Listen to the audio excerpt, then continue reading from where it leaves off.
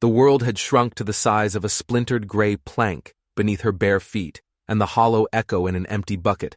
For Mercy Whitmore, 16 years old and more ghost than girl, this was the sum of existence.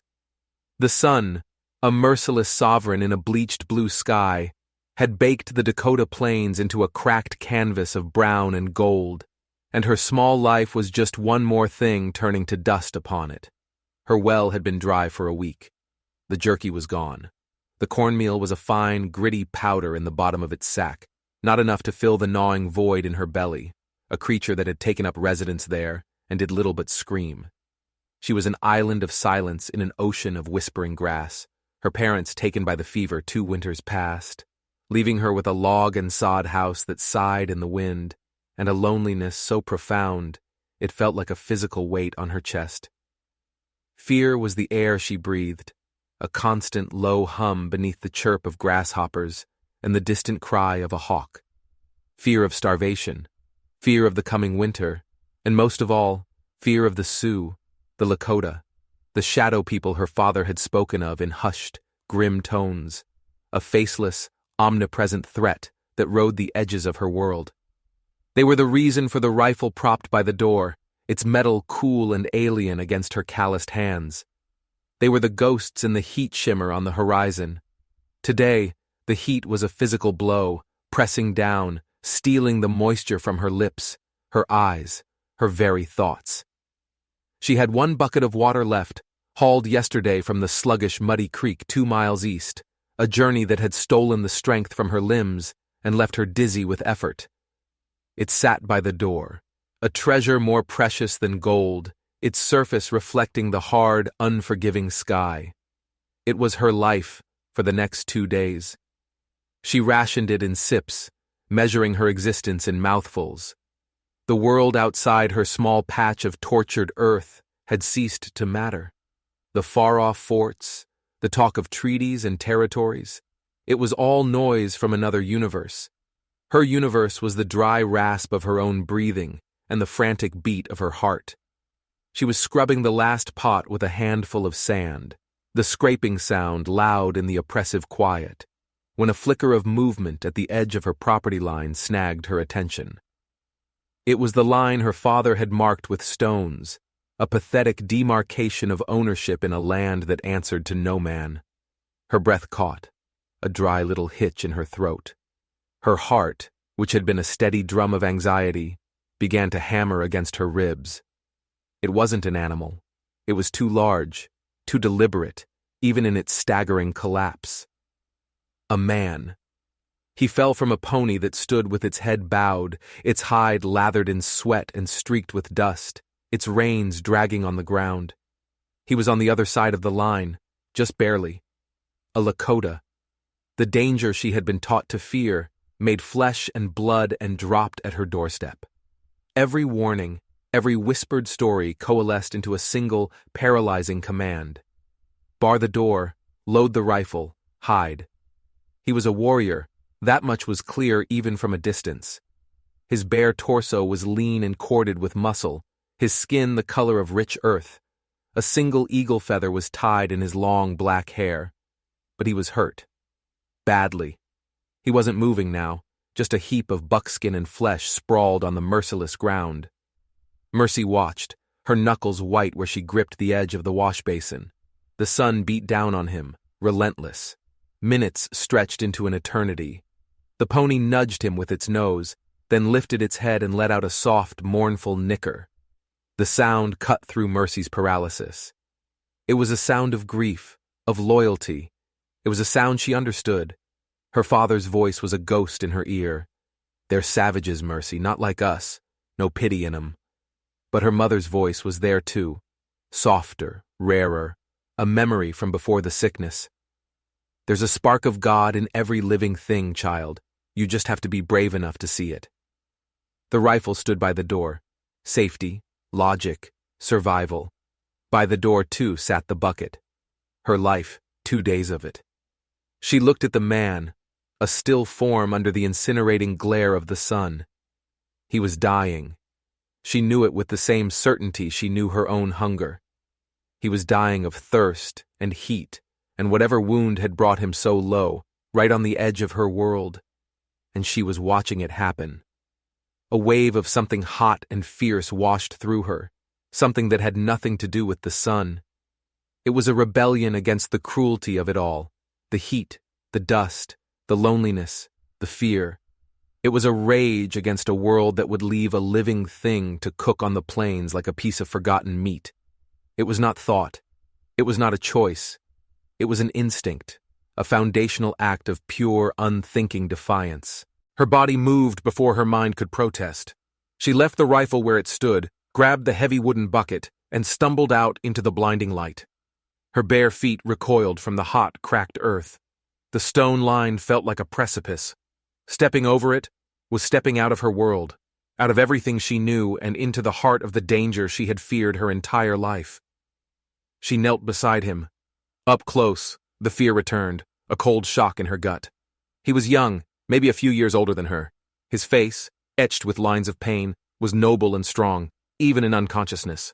A deep, ugly gash ran along his ribs, caked with blood and dirt. But his lips were the color of ash, cracked and swollen.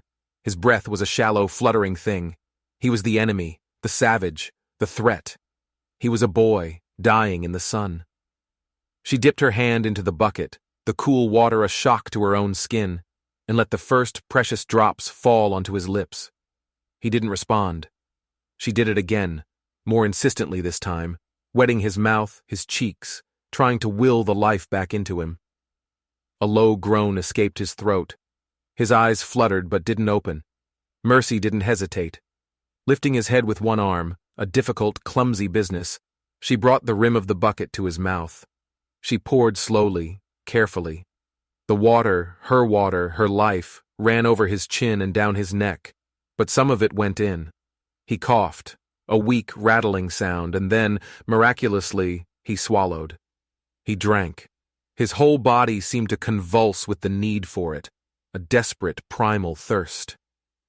She let him drink, watching the water level in the bucket drop with a pang of her own survival instinct, a pang she ruthlessly ignored. She poured out her own humanity onto the desolate landscape, a selfless, reckless act in a world that had taught her nothing but selfishness. When he finally slumped back, his breathing was deeper, more regular.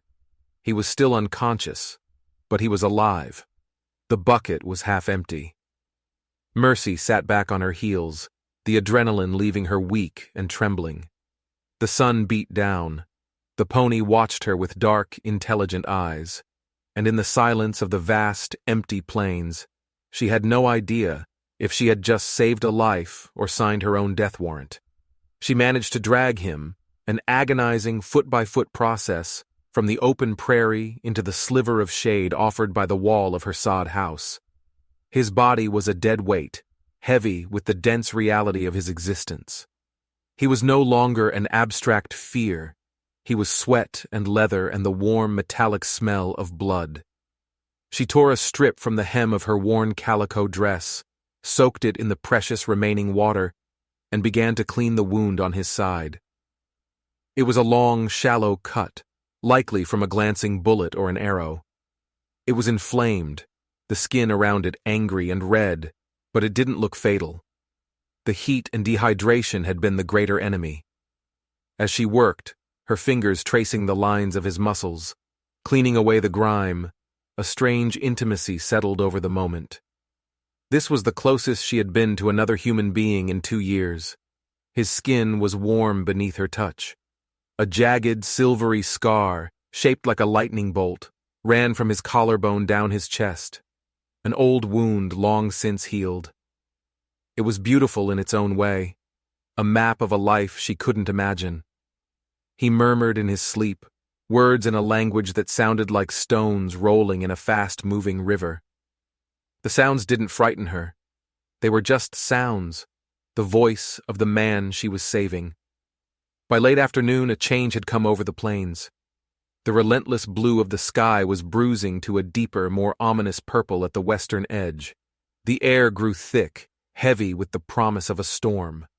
A breeze, the first in what felt like days, kicked up dust devils that danced across the scorched earth. It was then that she heard it. Not the whisper of the wind, but a deeper sound. A rhythmic, percussive beat that vibrated through the soles of her feet. Hoofbeats. Many of them. Her blood ran cold. This wasn't a lone pony. This was a party. She scrambled to her feet, her heart leaping into her throat. On the crest of the low hill to the west, silhouetted against the darkening sky, they appeared. A line of riders. Lakota. At least 20 of them. They weren't riding casually. They moved with a purpose that was both magnificent and terrifying. War ponies, painted with symbols of lightning and hail. Warriors with faces streaked in black and red, their eagle-feathered lances held high, catching the last of the sun's light like shards of bloody glass. At their head rode a man who commanded the space around him. He was older, his face a mask of grim authority, his presence so immense it seemed to bend the light. He wore a full eagle-feather headdress that cascaded down his back, a sign of a great chief. As he drew closer, Mercy saw the same lightning bolt scar on his chest, not a faint silver line, but a proud, deeply etched mark. It was the father. He had come for his son. They reined in their ponies 20 yards from her house, a silent, intimidating wall of power. The air crackled with menace. The chief's eyes, dark and piercing, swept over the scene, the small, pathetic sod house, the girl in the ragged dress, and finally, the still form of his son lying in the shade of the wall. Mercy stood frozen, her mind a whirlwind of terror. She had touched him, tended to him. Would they see it as a kindness or a desecration? Did they even have a word for kindness when it came from a white face? The chief dismounted in a single, fluid motion.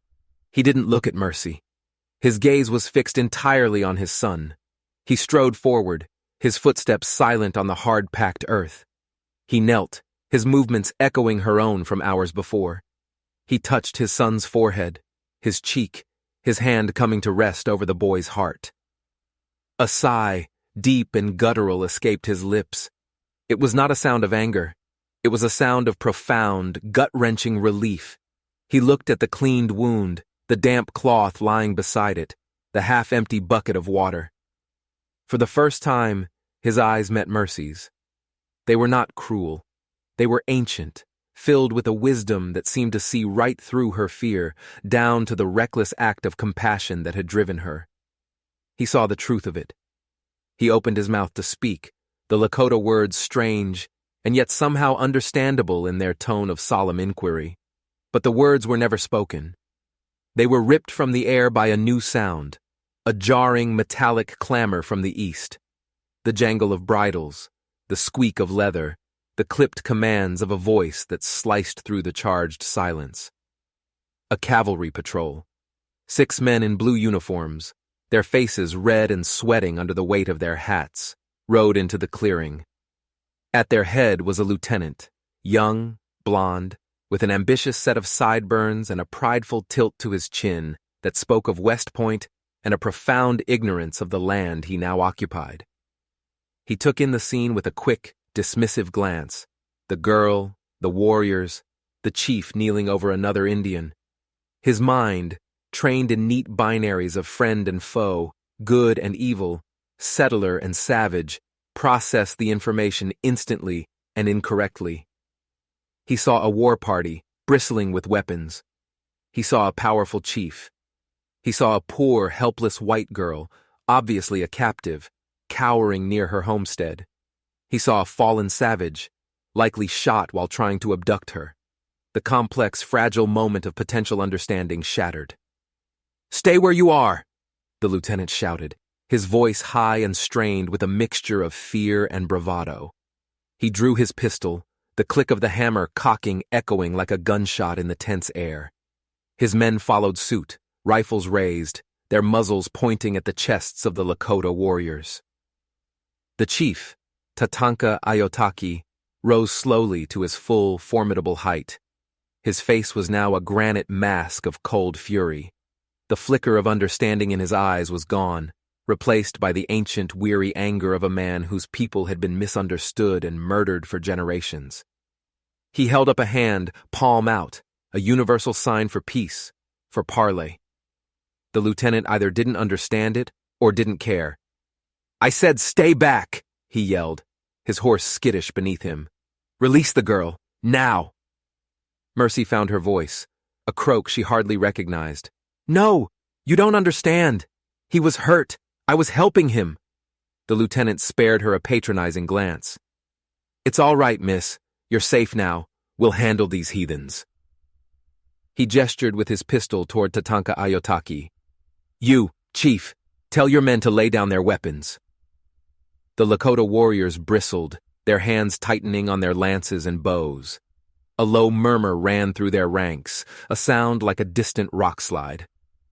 Tatanka Ayotaki did not lower his hand.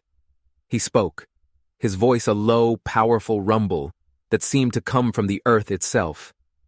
He spoke in Lakota, his words directed at his men, calm and commanding. The lieutenant's face flushed with anger at being ignored, at the sound of a language he deemed subhuman. "I will not ask again!" he screamed, his control fraying. "Drop your weapons or we will open fire!" The situation had spiraled from a tense encounter into a precipice of war. Mercy stood in the middle, a lightning rod for the hatred of two worlds. Her act of kindness, her single bucket of water, had been twisted into a pretext for a massacre. She looked at the lieutenant's face, contorted with pride and fear. She looked at Tatanka Ayotaki's face, a stoic mask of rage and grief. And she knew, with chilling certainty, that this small patch of dusty land was about to be soaked in blood. The world seemed to slow, to draw in a sharp collective breath before the screaming began. The lieutenant's finger tightened on the trigger, his knuckles white. The Lakota warriors tensed, their bodies coiled like springs, ready to answer the first gunshot with a volley of arrows that would tear the blue-coated soldiers from their saddles. Mercy's mind, which had been a frozen knot of terror, suddenly became terrifyingly clear. She saw the trajectory of the bullet leaving the lieutenant's pistol. She saw it striking the great chief, Tatanka Ayotaki. She saw the eruption of violence, the lances and arrows flying, the soldiers falling, the warriors being cut down by the repeating rifles. She saw a whirlwind of dust and blood and death, all of it spiraling out from her one simple act. In that fractional second, a choice presented itself. Not a choice made of thought or reason, but one born from the same deep well of instinct that had sent her out with the bucket of water. She moved. She launched herself forward, past the uncomprehending stare of the lieutenant, and threw herself in front of Tatanka Ayotaki, her arms spread wide. It was a pathetic shield, a calico dress and a girl's slight frame against the rifles of the United States cavalry, but it was all she had. "Stop!" she shrieked, her voice raw with desperation. "Don't shoot! You're wrong! You're wrong about everything!" The lieutenant stared, his mouth agape. The sheer, suicidal insanity of her action momentarily broke his forward momentum. He had expected tears, gratitude, perhaps a swoon. He had not expected this wild-eyed girl to place her body between him and his enemy. For a heartbeat the tableau held the girl, the chief behind her, the stunned soldiers, and the equally stunned Lakota warriors. It was in that heartbeat that the world shifted again. A groan came from the ground. Akachita, the young warrior, stirred. The commotion, the shouting, the raw energy of impending violence had pierced the veil of his unconsciousness. He pushed himself up on one elbow, his eyes bleazy and unfocused. He saw the blue soldiers, their rifles aimed. He saw his father, his face a thundercloud. And he saw the girl, the strange girl with the pale hair and fierce eyes, standing guard over his father, her back to her own people. His mind, still foggy, latched onto the most essential fact. She was protecting them. He struggled to his feet, swaying, his hand pressed to the wound in his side. He took a staggering step forward, placing himself between Mercy and the cavalry, returning her gesture. He was a mirror image of her defiance. He looked at the lieutenant, his young face hardening with the same authority he had inherited from his father. He spoke, not in the rolling sounds of Lakota, but in clear, heavily accented English. "She is with us," he said, his voice raspy but firm. She is under my protection. Harm her, and you make war with the Lakota nation." The declaration hung in the air, a sacred vow that completely upended the lieutenant's simplistic worldview. A white girl, protected by a savage? It didn't compute. It was an intolerable complication. "What trickery is this?" the lieutenant sputtered, trying to regain control. "Miss, get away from him! He's bewitched you!" Mercy didn't move. She looked from Akachita's determined face to his father's stoic one. In that moment, she felt safer standing between them than she had ever felt in her life. "He's telling the truth," she said, her voice steady now, resolute. "I am with them."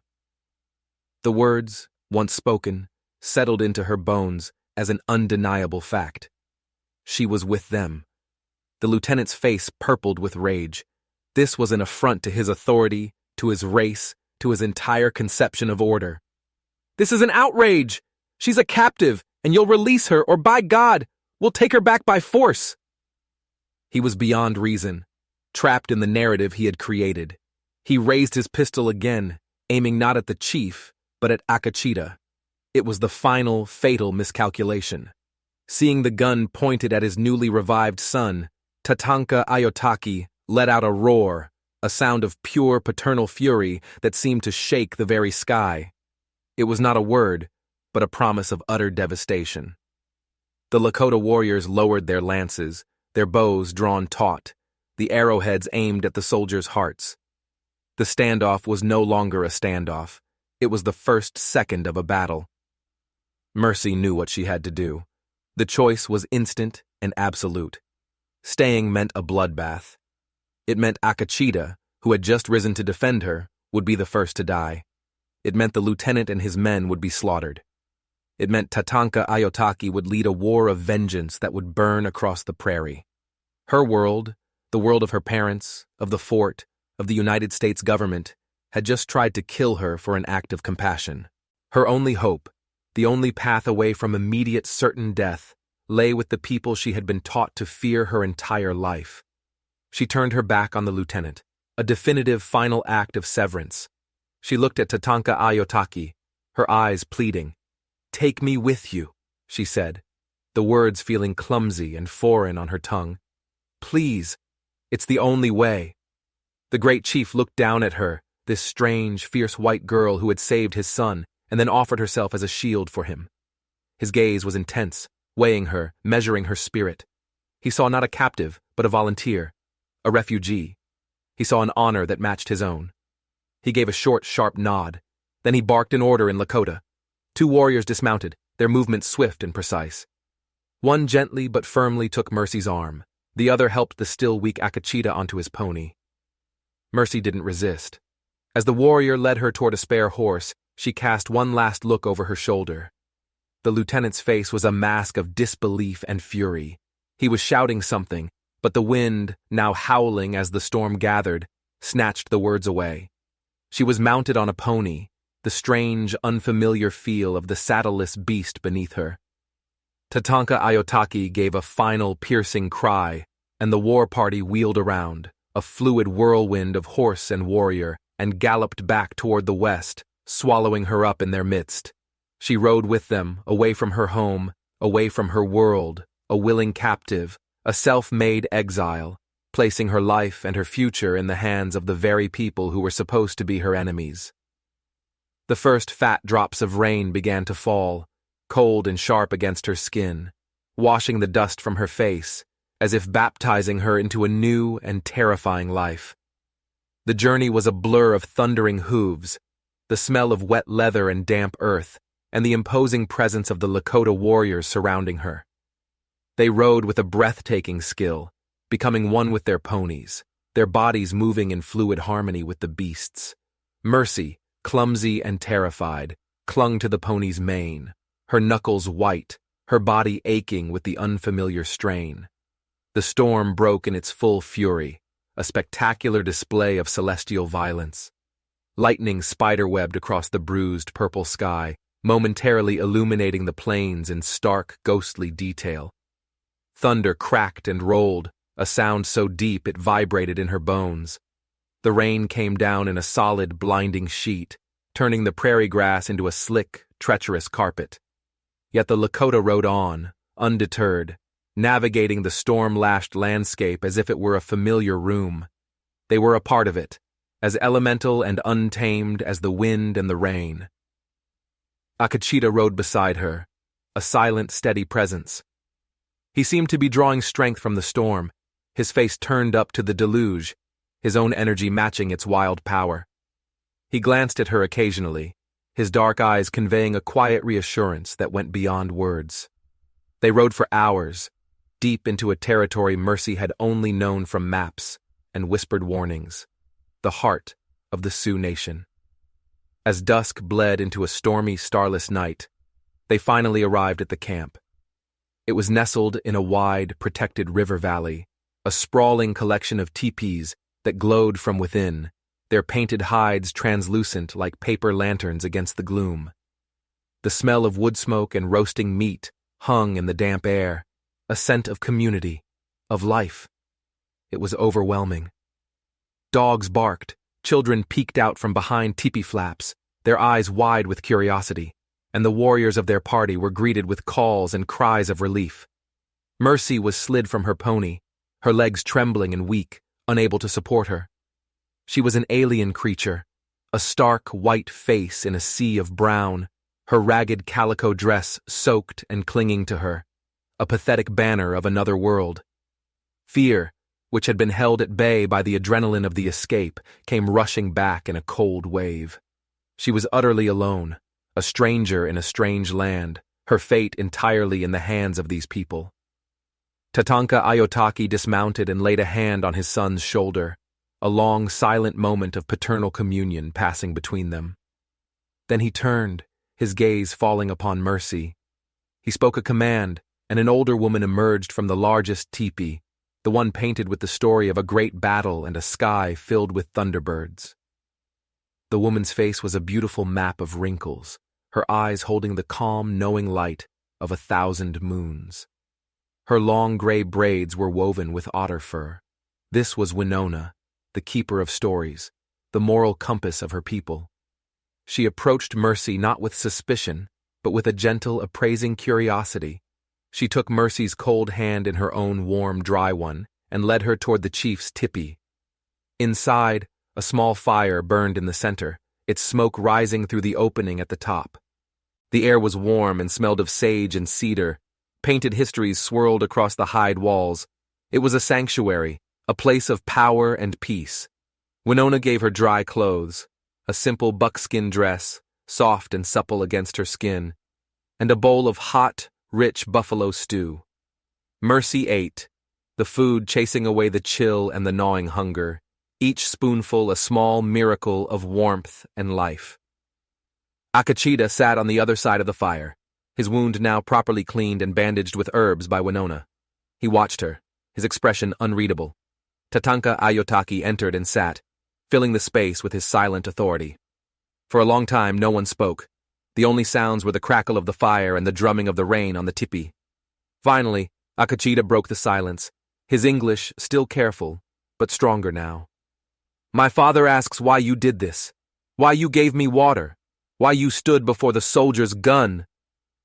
Mercy looked down at the empty bowl in her hands.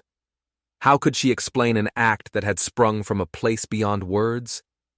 "I don't know," she whispered, her voice hoarse. "The world, it felt cruel. Leaving you to die felt crueler. The soldier, he was wrong. He was going to kill everyone because he was proud and afraid. It wasn't right."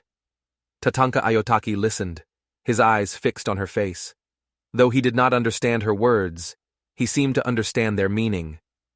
He spoke to his son in Lakota, his voice a low rumble. Akachita translated. "My father says you have a strong heart, a Wakan Tonyaka spirit, a spirit of generosity. It is a rare thing to find in your people." Mercy felt a blush rise to her cheeks, an unfamiliar warmth that had nothing to do with the fire. She was not a captive, she was a guest, a respected one. But the safety of the teepee was an illusion. The world outside was gathering its forces. Scouts, who had slipped away as the main party rode to the camp, began to return over the next day, their reports grim. The young lieutenant had not been stood down. He had ridden back to the nearest fort, his pride stung, and told a twisted version of the story. He spoke of a brutal ambush, a brave defense, and the capture of a white settler girl by a bloodthirsty war chief. He had painted Mercy not as a refugee, but as a prize, a symbol of Lakota aggression. The story was a spark thrown into a powder keg. An entire column of cavalry was being mustered. They were marching. War was no longer a possibility. It was a certainty. And she, Mercy Whitmore, was the cause. Her name, the name of a lonely orphan girl, was now the justification for an invasion, a battle cry on the lips of men who wanted to kill the very people who had shown her sanctuary. The news spread through the camp like a plague. The air, once filled with the sounds of life, grew taut with the grim preparations for battle. The restless young warriors, who had chafed under the chief's calls for peace, now saw their chance for glory. They sharpened their lances, restrung their bows, and painted their faces and their ponies for war. Their energy was a feverish, terrifying thing. Mercy watched them, a pit of despair opening in her stomach. She had run from a massacre only to find herself at the heart of an impending war.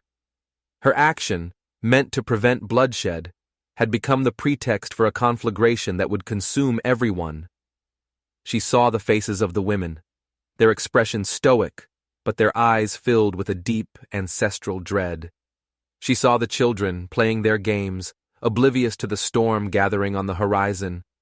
These were the people who would pay the price for the lieutenant's pride and her own desperate choice.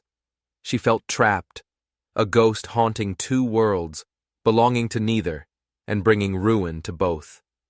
She couldn't let it happen. She wouldn't be the excuse for all this death. That night, as the war drums began their low, hypnotic beat, a pulse of defiance throbbed in Mercy's veins. It was the same pulse that had sent her out with the bucket, the same pulse that had made her stand before the gun.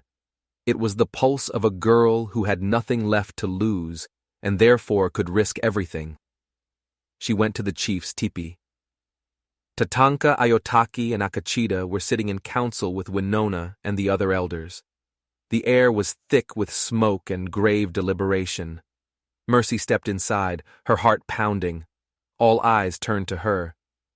"This war," she began, her voice shaking but clear.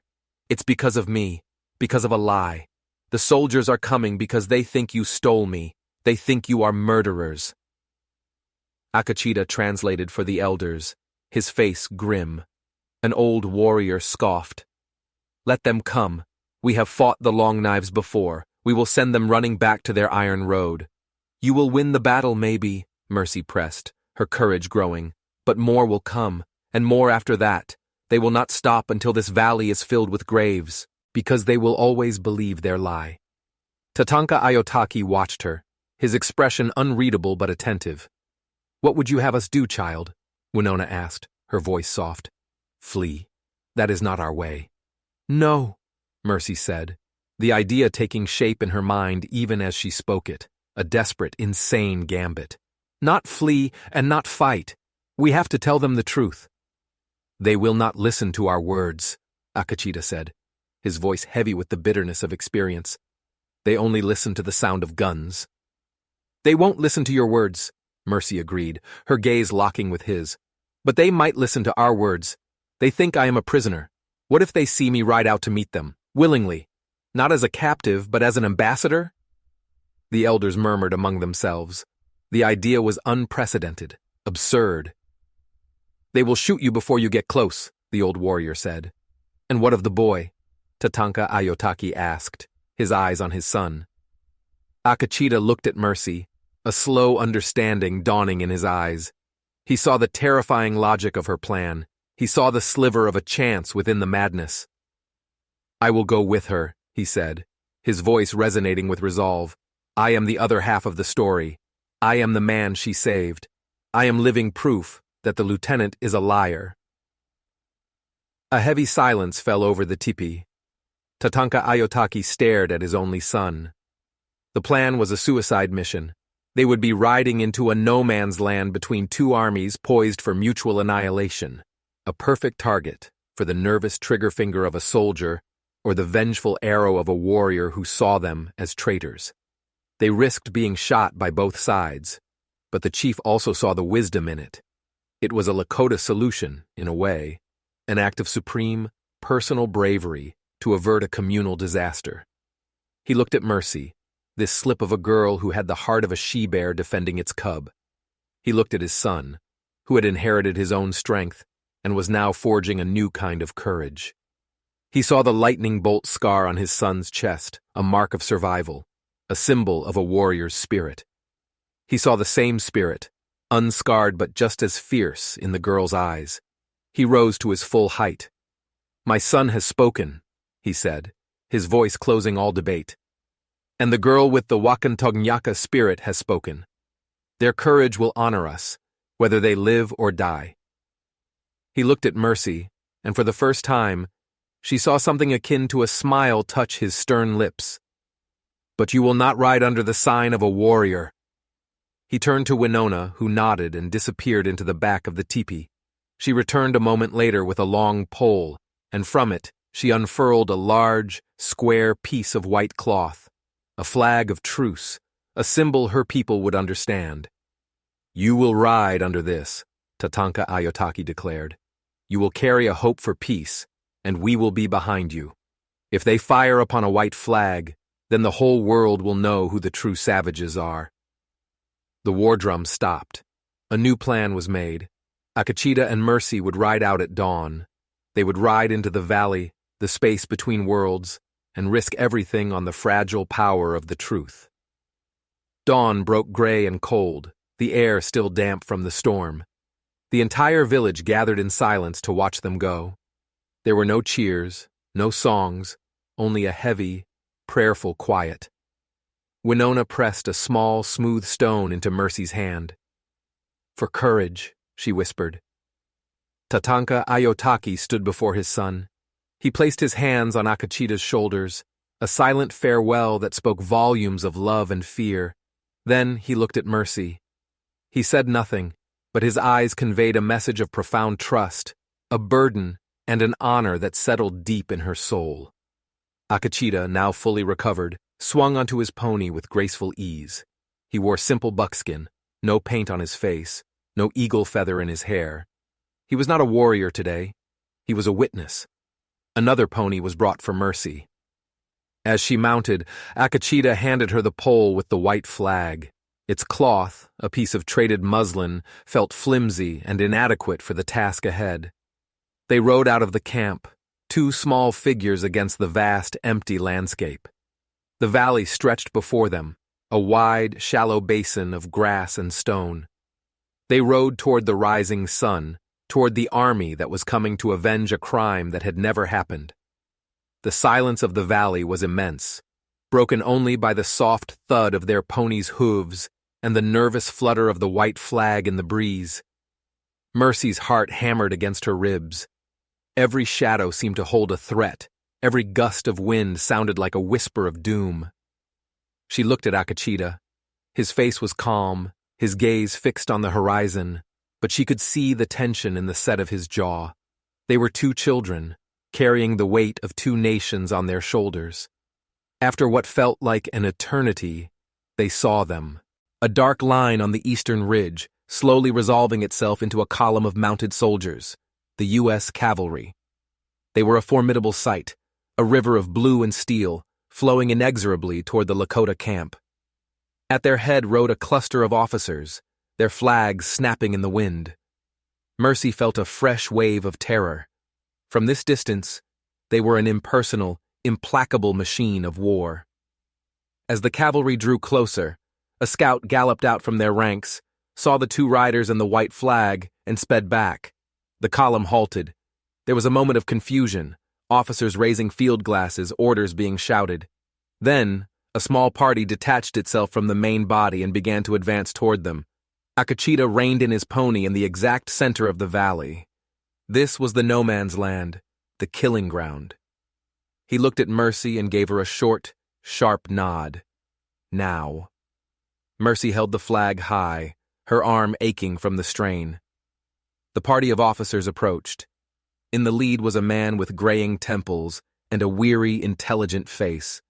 A colonel's insignia glinted on his shoulder. Beside him, looking smug and triumphant, was the young lieutenant. His face hardened into a scowl of disbelief as he recognized Mercy. "Colonel, sir, that's her!" he exclaimed, his voice carrying on the morning air. "And that's the savage who took her! It's some kind of trick!" The colonel raised a hand, silencing him. He was a man of reason, a veteran who had seen enough bloodshed to despise it. He looked at the strange sight before him, a white girl, clearly not in distress, holding a flag of truce, beside a young Lakota man who met his gaze without fear. He rode forward until he was only 20 feet away. "I am Colonel Miles," he announced, his voice calm and authoritative. "Who are you? What is the meaning of this?" It was Mercy's turn. She swallowed the fear that coated her tongue. "My name is Mercy Whitmore, sir," she said, her voice stronger than she expected. "I am not a prisoner. I came with these people of my own free will." The lieutenant let out a choked sound of outrage. "She's lying! They've threatened her, brainwashed her!" The colonel ignored him, his eyes still fixed on Mercy. "Explain," he said simply. Mercy began to speak. She told the story, her words simple, honest, and raw. She spoke of her loneliness, of the dry well, of finding a dying man on her property. She described her decision to give him her last water. She pointed to Akachita. "This is the man. His name is Akachita.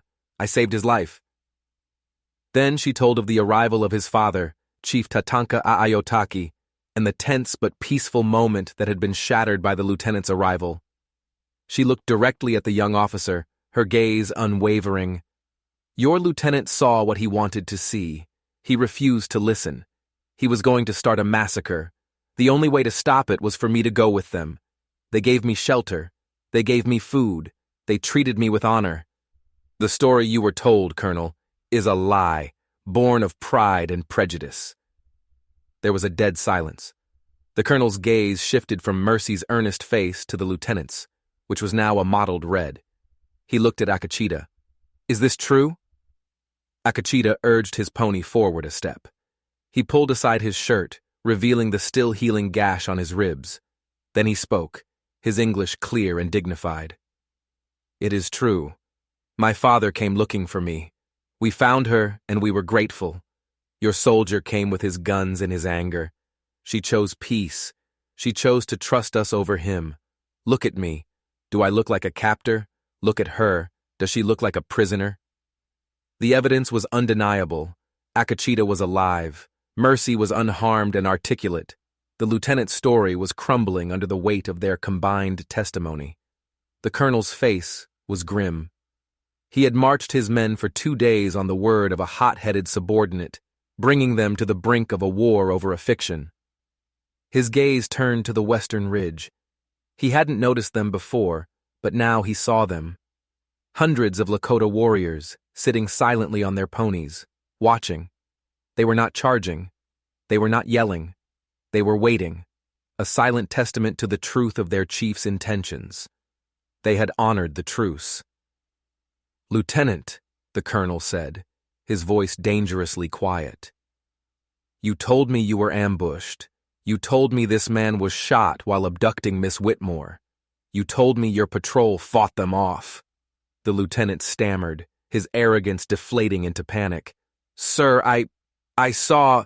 It appears, Lieutenant," the colonel cut in, his voice like ice, "that you have grievously misrepresented the situation, jeopardized the lives of this woman and my men, and brought the United States Army to the brink of an unjust war. You are relieved of command. You are under arrest." The lieutenant's face went pale. 2 soldiers moved to flank him, their expressions grim. The fever had broken. The raw honesty of a girl and the living testimony of a man she had saved had done what no treaty or army could. They had averted a war. The colonel looked back at Mercy and Akachita. A hint of admiration flickered in his weary eyes. "Miss Whitmore, you are free to return with us. We will escort you to Fort Laramie." This was the moment. The path back to her old world was open, safety, familiarity. But as she looked at the column of blue soldiers, she felt nothing. No sense of belonging, no feeling of being saved. Her home, the one that had been a cage of loneliness and fear, was gone. She had burned that bridge when she turned her back on the lieutenant. She looked at Akachita, at the quiet strength in his face. She thought of Tatanka Ayotaki and Winona, of the glowing teepees and the feeling of shared warmth around the fire. It was a strange and unfamiliar world, but it was the only place she had not felt alone. "Thank you, Colonel," she said, her voice steady. "But I believe I am already home." She turned her pony, the white flag dipping in a final salute, and alongside Akachita, she rode back toward the silent line of warriors waiting on the hill, leaving behind a stunned but chastened United States Army. As they rode, the sun finally broke through the gray clouds, bathing the valley in a warm, golden light. A fragile peace had been forged, not by governments or armies, but by a bucket of water, a reckless act of compassion, and the courage of two young people who had dared to stand in the space between. The aftermath was not a celebration, but a quiet, profound recalibration. The averted war left a vacuum, a space of possibility that had not existed before. Colonel Miles, a man of his word, ensured the lieutenant's report was officially corrected, and his own account stressed the honor of the Lakota leadership and the singular bravery of Mercy Whitmore. The incident became a strange footnote in the annals of the frontier, a war that wasn't. But for the people who had lived it, it was everything. Mercy remained with the Lakota, an anomaly they slowly, carefully made room for. She was not one of them, not by blood, but she was no longer one of the Wasichu, the whites either. She was Mercy who brought water, a girl who belonged to the bridge she herself had built. Winona became her teacher, instructing her in the language, the stories, the intricate tapestry of customs that bound the people together. Akachita became her friend, her protector, the other half of her story. A bond forged in crisis deepened into a quiet, unspoken understanding, a companionship that felt more natural than anything she had ever known. Months later, as the seasons turned, Tatanka Ayotaki and Colonel Miles met again. They met not as adversaries on a battlefield, but as two weary leaders in the neutral space of that same valley. They spoke of the need for a place where their two peoples could meet without suspicion, a place for trade, a place for truth. An idea was born, as radical and hopeful as Mercy's ride. On the very patch of land where Mercy's sod house had once stood, where her well had run dry, they decided to build something new. Soldiers from the fort and warriors from the Lakota Nation worked side by side. They dug a new, deeper well, and the water that came forth was clean and sweet. They built a trading post, a solid structure of timber and stone, a physical symbol of the hard-won unity. It was not government land or Indian territory. It was neutral ground, belonging to the peace they had made. The post became a hub, a meeting point. Trappers and traders came, but so did families, both settler and Lakota. They came to trade goods, but they also traded stories, traded knowledge, slowly, cautiously breaking down the walls of fear and prejudice. It was managed jointly by a pragmatic sergeant appointed by Colonel Miles and by Tatanka Ayotaki himself, who ruled it with the same stern wisdom he ruled his people. And at the center of it all was Mercy. She was the translator, the go-between, the living heart of the place. She moved easily between the two worlds, her fluency in both languages matched by her deep understanding of both cultures. She was no longer Mercy Whitmore, the desolate orphan. She was a woman who had found her purpose in the space between. One evening, as the sun set, painting the sky in hues of orange and rose, she stood on the porch of the trading post. The place was bustling with a quiet evening commerce. She saw a group of Lakota children laughing as they taught a game to a settler's boy. She saw Winona sitting with the sergeant's wife, sharing a pipe. She saw Tatanka Ayotaki, the great chief, standing beside his son, their shared lightning bolt scars seeming to catch the last of the light. Akachita met her gaze across the dusty yard and smiled, a warm, genuine smile that made her own heart feel full. This was her family, this strange, blended, complicated tapestry of people. This was her home, a structure built not of sod and logs, but of honor, trust, and shared sacrifice. It had no place on any map, but it was the most real place she had ever known. The breeze carried the scent of pine from the new timbers, and the rich smell of buffalo stew from the communal fire. A fragile piece, yes, but it was real. It was a piece she had watered with her last bucket, a piece she had earned, one splinter and one scar at a time. The world was no longer small and cruel. It was as wide as the prairie sky, and it was filled with hope.